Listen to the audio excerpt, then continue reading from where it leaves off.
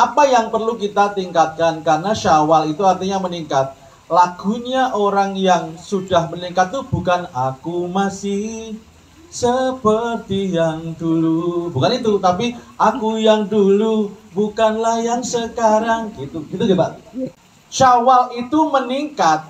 Dari hari ke hari kita itu memang harus meningkat Pak, karena memang kita meningkat berkembang itu adalah sebuah kebutuhan. Seperti orang tanya, ketika orang sudah kuliah, pertanyaannya kapan selesai kuliah, gitu kan? Begitu selesai kuliah, pertanyaannya kapan kerja. Begitu kerja, pertanyaannya kapan nikah. Begitu nikah, pertanyaannya kapan punya anak. Ketika punya anak, pertanyaannya kapan punya cucu. Ketika sudah punya cucu, pertanyaannya, orang itu segitu Pak, akan selalu terus begitu Pak. Makanya kalau dulu orang itu pengennya yang panjang, pengennya usianya pengen 1000 tahun Pak, karena pengen punya cucu, cicit dan sebagainya, sampai Pak, bercucu, cicit, terus canggah, terus duduk siwor, terus wareng, terus mulusan. Itu jalur panjang gitu ya. Orang itu memang seperti itu, akan minta berkembang terus. Itu adalah sebuah tuntutan. Nah, pertanyaannya apa yang harus kita kembangkan, apa yang harus kita tingkatkan dari hari ke hari? Tadi Pak Radal sudah membuka clue-nya. Yang harus kita tingkatkan paling tidak ada 3 hal dalam doa yang dicontohkan oleh Rasulullah, hadis riwayat Ibnu Majah. Mari kita baca bareng-bareng. Nah, di sini Allahumma inni, karena kita bareng-bareng saya ganti dengan Allahumma inna nas'aluka. Saya tuntut monggo. Bismillahirrahmanirrahim. Bismillahirrahmanirrahim. Allahumma inna nas'aluka ilman nafi'a wa rizqan thayyiba wa amalan mutaqabbala. Ya Allah, sungguh kami mohon kepadamu untuk diberikan ilmu yang bermanfaat, rizki yang baik, dan amal soleh yang diterima. Jadi 3 hal ini yang dari hari ke hari harus ditingkatkan Pak. Kemanfaatan suatu ilmu, kita punya ilmu itu harus tambah, Robi zidni ilma. Di sisi lain juga harus manfaat Pak. Warzuqni fahma, kita paham juga Allahumma anfa'ni bima 'allamtani. Dari hari ke hari ilmu kita harus semakin tambah dan semakin bermanfaat. Panjenengan kan guru, apalagi ini, kalau guru jelas ilmunya bermanfaat dan jenengan itu dapat kedudukan yang sangat istimewa. Rasulullah pernah mengatakan bahwa idza mata bnu adam inqata'a amaluhu illa min salasin shadaqatin jariyatin aw ilmin yuntafa'u bihi aw waladin sholihin yad'u lahu. Ibu-ibu, bapak-bapak, guru itu mendapatkan tempat yang khusus. Rasulullah bersabda bahwa di antara 3 hal yang akan selalu amal kita dihitung. Jadi gini, apabila anak Adam itu meninggal, semua catatan amal kebaikannya ditutup. Kalau orang Jawa mengatakan kukutan ya Pak Radha, kukut. Kecuali ada 3 macam buku yang masih terus dibuka dan malaikat masih mencatat walaupun orang itu sudah di alam kubur. Bukunya tidak pernah ditutup. Ketika di alam kubur masih bisa ditambah illa min salasin. Yang pertama sodakotin jariyatin, jelas sodakoh jariyah. Dengan sudah paham, enggak saya jelaskan. Yang kedua ini ilmu yang manfaat, ilmu yang dimanfaatkan, ilmu yang diambil manfaat Pak. Jadi bapak-bapak sekalian ini, gaji panjenengan itu tidak akan pernah ada pensiunnya Pak Radal, Pak Sumadi. Sinasa sampun pensiun secara formal, tapi gaji panjenengan tidak akan pernah pensiun, bahkan nyuwun sewu ketika panjenengan sudah situ. Tapi saya doakan Bapak Radal, Pak Sumadi usianya panjang gitu, sehat, manfaat gitu. Jadi ketika seseorang di alam kubur itu masih ada bonus tambahan pahala yang tidak pernah putus. Salah satunya adalah ilmu yang dimanfaatkan. Jadi Bapak Ibu sekalian, berbahagialah jenengan yang menjadi guru yang setiap hari berbagi ilmu. Kalau anak-anak rodok ngeyel, jangan ngelokro. Kalau anak SMP itu memang paling nyebai, Pak. Saya bayangkan loh, Bu. Saya tuh bayangkan, aku belum pernah ngajar anak SMP. Ini ngajar anak SMP ini mesti nyebai. Cah cilik ora, gede yo, durung. Dijak pikir kalau cah gede durung iso, dijak dolanan kalau cah cilik wis ra gelem. Bersabarlah wahai para guru SMP. Dan kesabaran jenengan akan diganti dengan sertifikasi. Lebih dari itu, Pak. Dalam surat Az-Zumar ayat 10 bahwa Allah akan melipat gandakan, menyempurnakan pahala bagi orang yang bersabar. Jadi ngadepi cah SMP iki yo ngono kae lah. Bapak sekalian, ilmu yang jenengan ilmu yang sangat basic, apalagi jenengan di samping kalau guru SMP Muhammadiyah tidak hanya berbagi ilmu, knowledge saja, tapi juga berbagi tentang value, nilai hidup, akhlak. Ke depan, sekolah itu akan lebih pada transfer value atau nilai.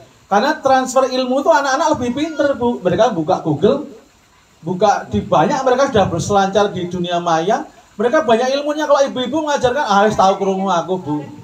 Jadi, lebih nanti bagaimana panjenengan guru itu mengajarkan attitude, sikap, akhlak, dan juga mengajarkan bagaimana mencintai ilmu dan mengembangkan ilmu sehingga manfaat. Jadi jenengan tuntunan adalah bagaimana anak-anak itu punya ilmu itu ilmu yang baik dan bermanfaat. Yang kedua, yang harus kita tingkatkan adalah rizki yang thayyibah. Kita harus menambah rizki, juga harus menambah kualitas rizki kita, Pak. Nasihat bapak saya ketika awal-awal kerja, wis kerja sing bener, ora sah sok aneh-aneh. Kabeh wong ki pengen sugih ning aja waton. Panjenengan harus meningkatkan kualitas rizki panjenengan. Rizki yang baik, yang thayyibah itu jelas halal. Yang kedua manfaat. Manfaat untuk mencukupi kebutuhan diri kita dan keluarga. Bapak-bapak, mencukupi keluarga itu termasuk sedekah loh, Pak. Jangan. Yang terakhir adalah wa amalam mutaqabbala, dan kita minta amal kita diterima. Pak Radal, Pak Gunawan tadi udah ngendiko, habis puasa jangan kita berhenti. Seorang tokoh ulama yang bernama Ibnu Rajab pernah mengatakan tanda suatu amal diterima atau tidak itu kalau amal itu diterima kalau diikuti dengan amal-amal yang lain.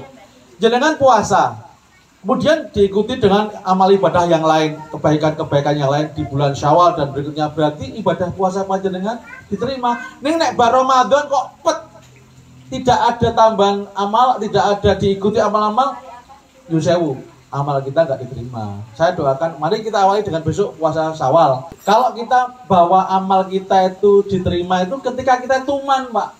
Oh jenengan sholat malam di bulan Ramadan, kemudian jebulno penak ya tuman. Besok Syawal ini sholat malam. Saya mohon bangunnya jangan terus habis bulan Ramadan terus bangunnya mepet subuh loh, Bu. Karena ada satu amalan yang sangat sederhana dan itu merupakan pertanda orang yang bertakwa.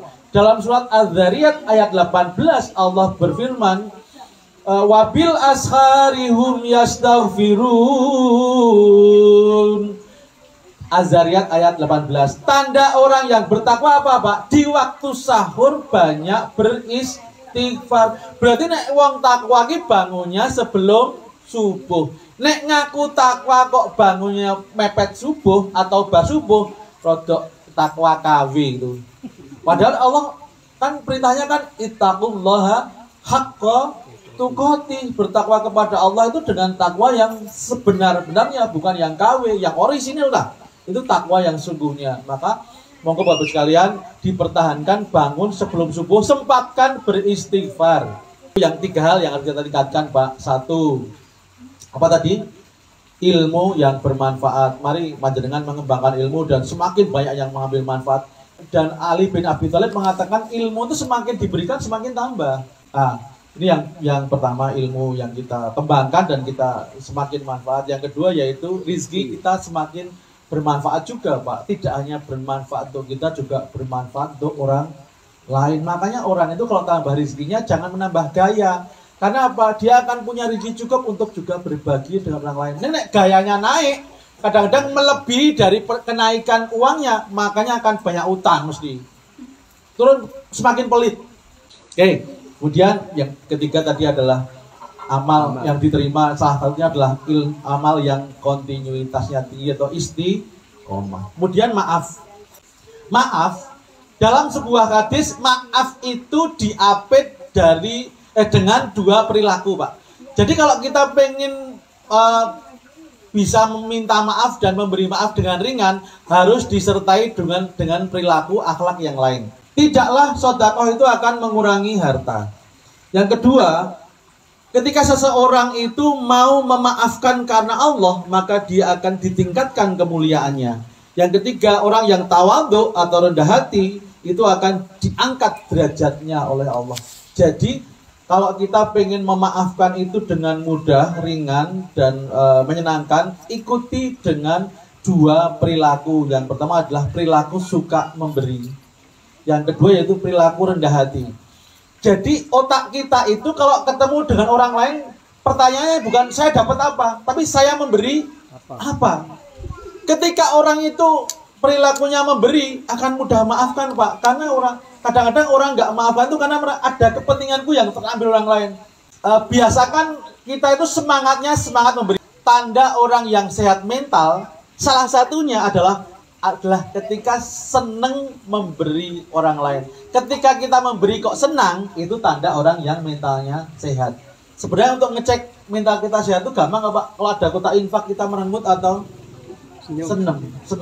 Waduh, pengajian kok bayar ya cah. Nah, itu wis mental kita nggak sehat. Tapi kalau kita alhamdulillah diberi kesempatan berbagi, itu berarti mental kita sehat. Itu. Kemudian yang kedua yang harus kita coba adalah perilaku, yaitu rendah hati. Kalau orang tinggi hati itu sensitif Pak. Jadi orang yang sombong itu adalah yang rentan stres Pak. Artinya ketika rendah hati itu kita akan lebih lapang, lebih mudah memaafkan, orang gampang tersinggung Pak. Tapi kalau orang-orang sombong itu gampang tersinggung. Nah, Bapak Ibu yang saya hormati, ini yang dapat saya sampaikan, ada dua hal apa yang perlu kita tingkatkan, yaitu satu ilmu yang manfaat. Yang kedua kemanfaatan rezeki kita, dan yang ketiga adalah amal kita semakin diterima oleh Allah.